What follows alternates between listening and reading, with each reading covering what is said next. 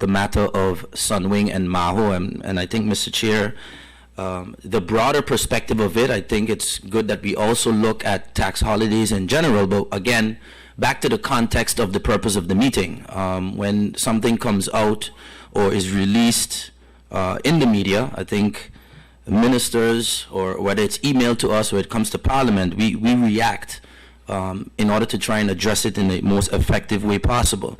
I say that because we've learned via the media, we've received emails, we've gotten very different information, but ultimately I will go based on what was made public on some incentives that have been offered to specifically Sonesta and Maho. Let me say, I think it's very clear and understandable that the Ministry of Finance must do its due diligence, and everyone has the right to, like he mentioned, to submit their requests for any sort of tax holidays. And if that is something that is happening with large investors, I want to make a note to the local community and local businesses as well to take note of those possibilities in the law, because if this liberty is going to be offered to large foreign investors, then I believe local investors have to take heed and take the opportunities that are being made available by the Ministry of Finance in terms of opportunities to help them in this difficult time that we face post-Irma. Mr. Chair, the specifics that I saw when it comes to the incentives, and I understand that the minister says, in his position, it might not be prudent to give certain details. The details that I read right now are what the previous Minister of Finance shared with the media, some of the incentives and things that has been asked for specifically by the Maho Group and Sunwing. I understood from the minister it's treated as two different things. The release kind of highlighted them as one, so that's a good clarification to start. Let me start with this first point. The Dutch Recovery Aid Fund going towards an investment project. Much has been said in this Parliament regarding many different people relying or putting their hands, figuratively, so to speak, in the coffers of this trust fund, because we've heard from the airport that they want a loan as well. We've heard different reports of other government-owned companies, and all kinds of projects are kind of depending on or hoping for World Bank funding in order to do business. And that is one of my first questions.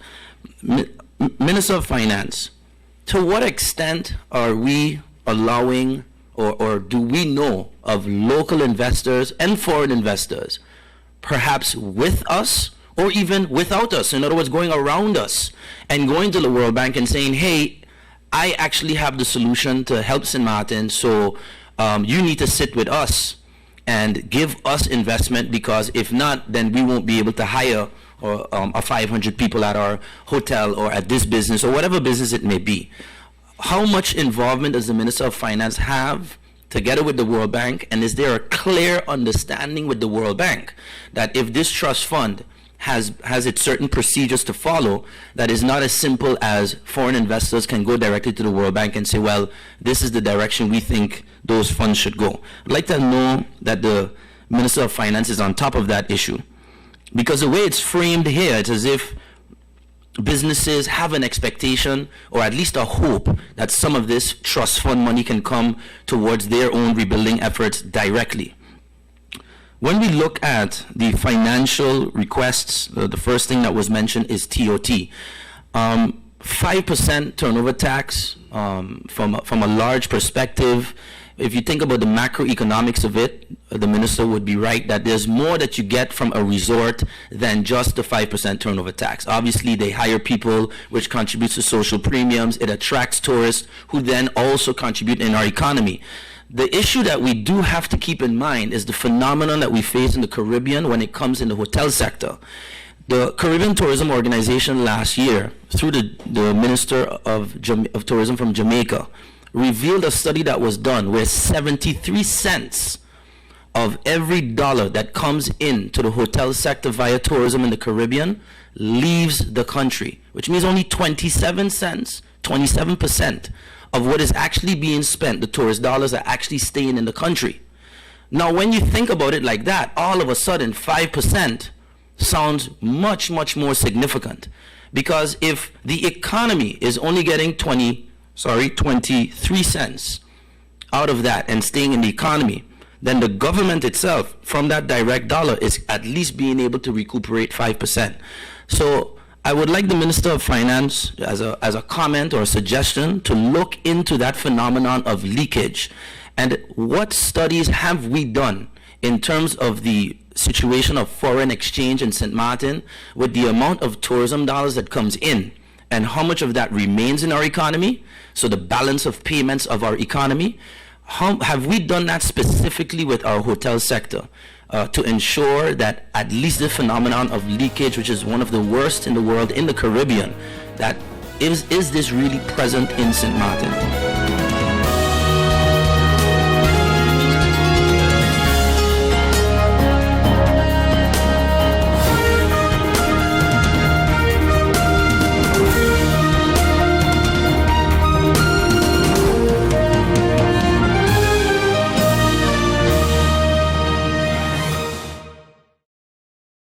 GEBE has been faithfully serving the communities of St. Martin, powering your home and our economy.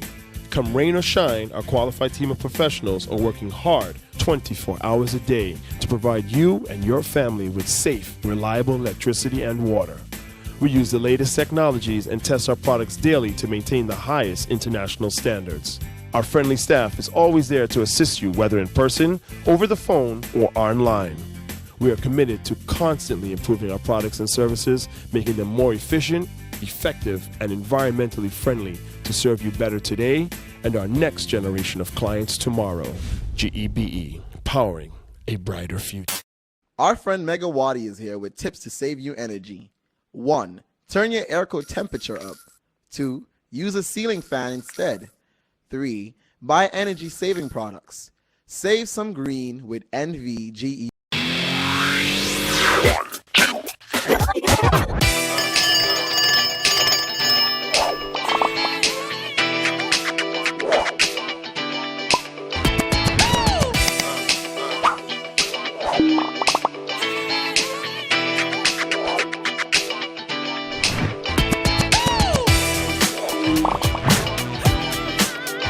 Tell them, connecting you.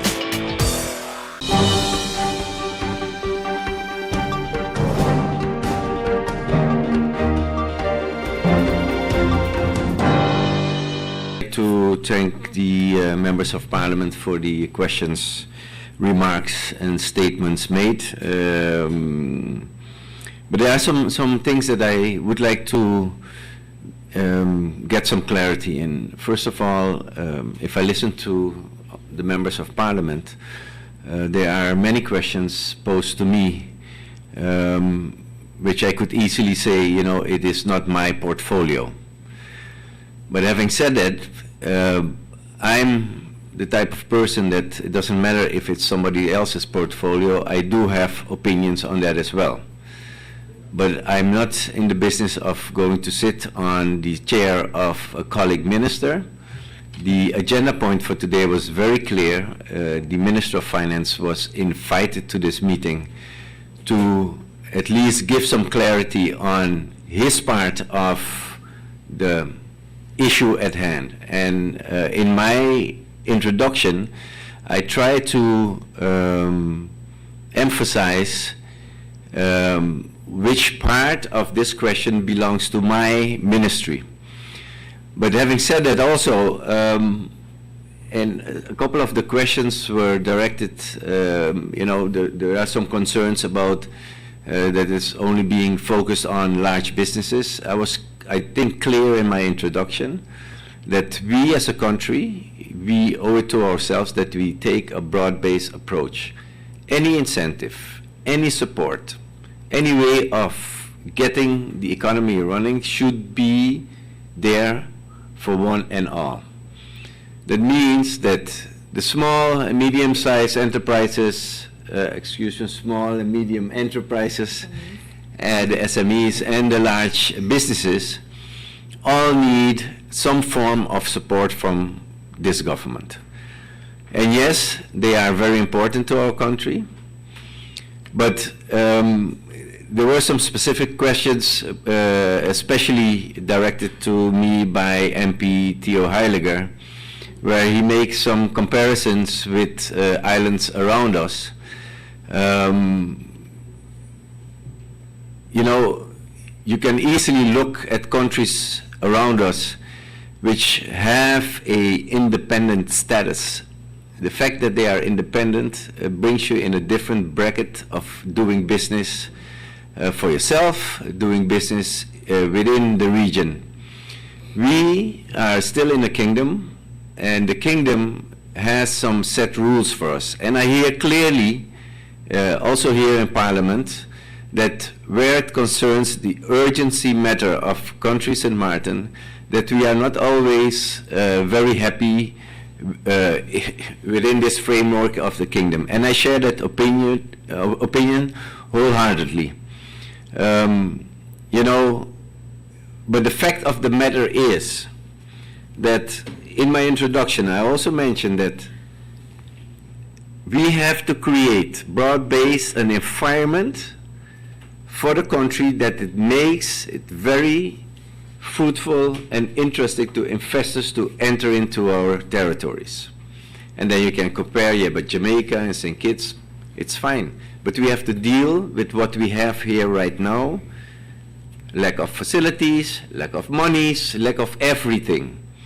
So if the House of Parliament could give some suggestions, and MP Heiliger gave some, and MP Bryson, MP Leonard, MP Peterson, everybody had some suggestions how we can approach this. And I will give you my personal feeling on certain issues. Yes, we need the big businesses to provide for jobs. And yes, we have to look at, you know, how we can do it, and it should be done in a very speedy manner if necessary, or it is necessary. The fact that my ministry, its daily work is to make sure that we have monies in our coffers to at least continue running, or the government apparatus, that the government apparatus is still up and running, to allow that same government to come with solutions, is also one of the highest priorities. Government as, I guess, the second biggest employer on the island, and I'm saying this because MP Heiliger was kind of saying, yes, but look, we are not looking at our people, we don't want, you know, we're not moving fast enough to take care of our people. You know, what is wisdom? The truth lies somewhere in the middle, and I hear him. If I had the money, MP Heiliger, I would definitely make sure that tomorrow we had a solution. What we are doing right now, and that's from my ministry, is to make sure that funds are being tapped into to handle a broad base again. I also mentioned that the World Bank is one issue, but we have to look at additional funding. We are getting $500 billion in dollars to do whatever we need to do, but we still need, you know, $1.5 billion, maybe even $2 billion to build back our country. That is an enormous task, also for the Minister of Finance, but for all the ministries alike.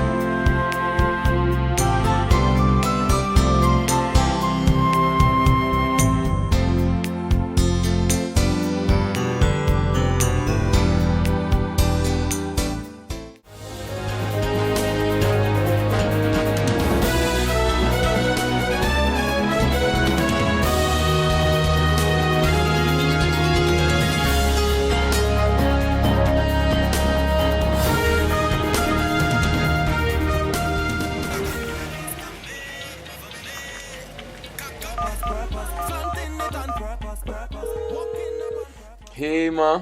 How you doing? You busy? I hear, just paying some bills, taking care of business, you know what it is? I know, you're doing your online banking. I don't have to stand in those long lines to pay bills. I can transfer when I want. I can check my account wherever. It's like the bank open 24/7. I even here checking the statement right now as we're talking. How's Miami? Well, that's why I'm calling. I'm finishing up a few songs now, but I'm afraid that studio time might be more than I thought.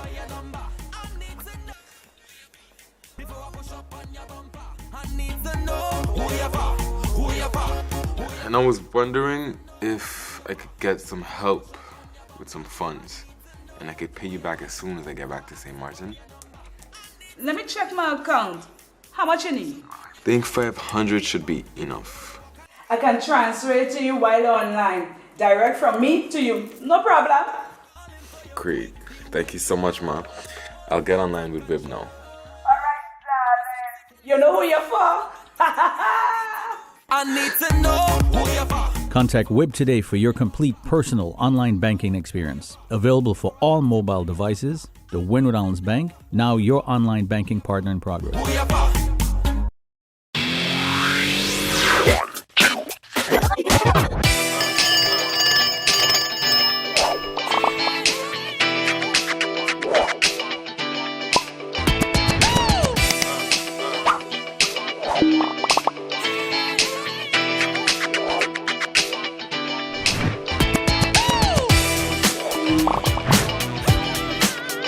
Tell them.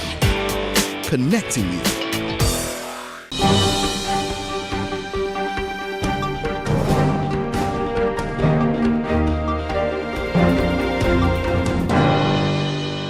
On Monday, August 27th, the Parliament approved the National Recovery and Resilience Plan, NRRP, as well as a temporary ordinance on the National Recovery Program Bureau. Together with the members of the Interim Recovery Committee, I made a presentation to Parliament and answered the members of Parliament questions and concerns. The NRRP is a knowledge-based document. It was prepared by more than 170 national and international experts. The experts collected, validated, and analyzed data on the damages, losses, and needs of St. Martin in the aftermath of Hurricanes Irma and Maria. Based on numerous site visits and consultations, the NRRP quantifies the recovery and resilience needs in 18 different sectors. In the coming years, the NRRP is expected to continue playing an important role in the planning and preparation of projects. As of today, 3 grant agreements have been concluded with the World Bank to finance some of the most urgent projects that are identified in the NRRP. A total amount of $102.7 million has been allocated from the trust fund to projects that serve to address some of the most pressing needs of the people of St. Martin in the coming years. The availability of these funds is extremely encouraging after almost a year of uncertainty about whether and when the promised funding would become available. Having said that, we all know that preparing and allocating funding are only the first steps towards actual recovery and reconstruction projects. Implementing these projects will take a lot more than money and goodwill. It takes time, capacity, material knowledge, labor, and undivided attention. With the establishment of the National Recovery Program Bureau, this government, with the full support of Parliament, recognizes the need to strengthen the government's implementation capacity. Later this year, when the law on the Bureau enters into force, the National Recovery Program Bureau will operate alongside the existing government organization and will become responsible for the implementation of the projects that will be financed by the trust fund. It will take time, more funds, and the continued patience of our people, but this government remains very committed to accelerate the different recovery and resilience projects, regardless of whether they are financed by the World Bank, insurance proceeds, the European Union, or the national budget. Via this medium, I would like to thank all members of the Interim Recovery Committee and the members of Parliament who participated in this debate.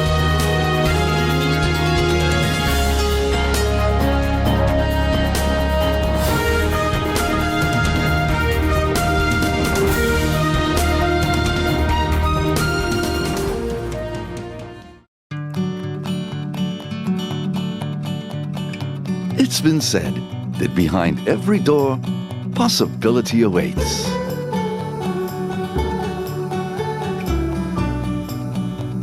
How much possibility depends on which door you open first. Every day, we help our customers discover the possibilities in their lives. It all starts with a conversation. Scotiabank. Discover what's possible.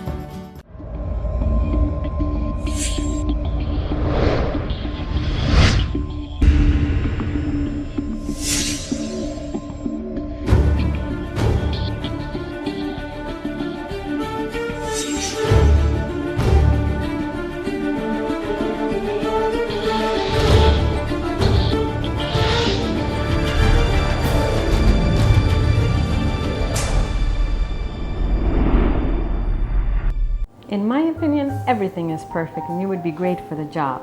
But I see here that there's a 2-year gap in your resume. What did you do? I was hospitalized for mental illness. Oh, mental illness?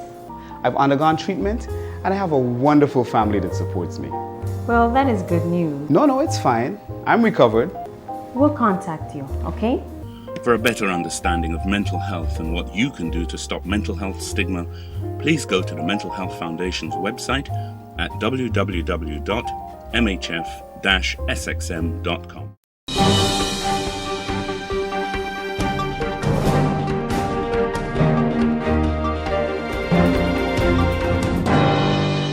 Congratulate St. Martin and the people of St. Martin and the SMMC with the opening of the eye care clinic at the SMMC scheduled for September 3rd.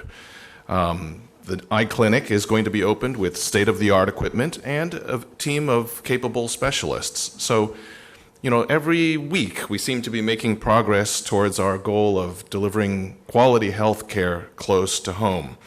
So I'm very happy with this next milestone. And I think it's important to recognize actually there's a number of specialties that have been added or in the process of being added.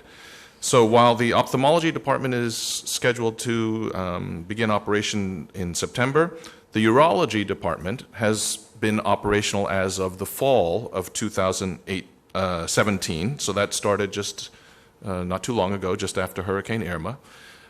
It's important, and when we went to a conference when the urologist was speaking there, actually he indicated he's already booked 3 months out. So in other words, there's quite a bit of demand and he's obviously doing quite a good job, and I've heard very positive feedback from the community.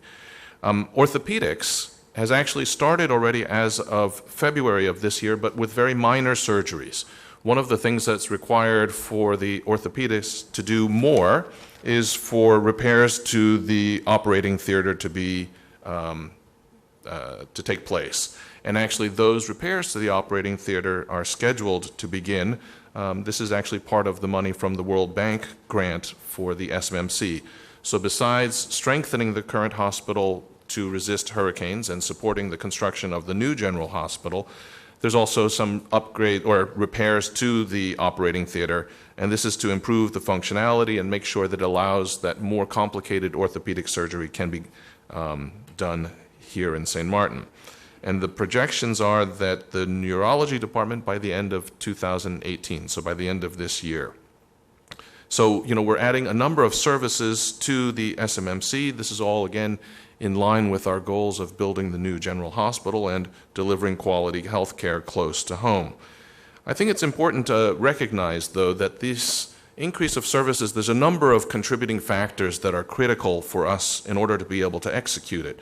Number one was the money for the equipment and for the services, actually, and that's partially due to a loan from the Bess Islands of $2 million, and that loan obviously is going to be paid back by sending their patients from Saba and Statia to use the facilities here in St. Martin. So obviously for them, it's better that they send people to St. Martin rather than sending them farther abroad. Just like for us, it's closer to home. And so by using the services here, that also contributes money into our economy, of course. It also means that they can treat their patients closer to home, where they very often have family and friends here. The other thing that helps, of course, like I mentioned, is the contribution from World Bank that helps to improve the services of the operating theater and the facility itself. The other thing is, there's been some discussions about the tariff adjustment for the SMMC. And I think it's interesting to put it into perspective. The tariff adjustments that we're talking about that were put into place will only bring the tariffs for the SMMC up to where Sejos was, the St. Elizabeth Hospital in Curacao, in 2004.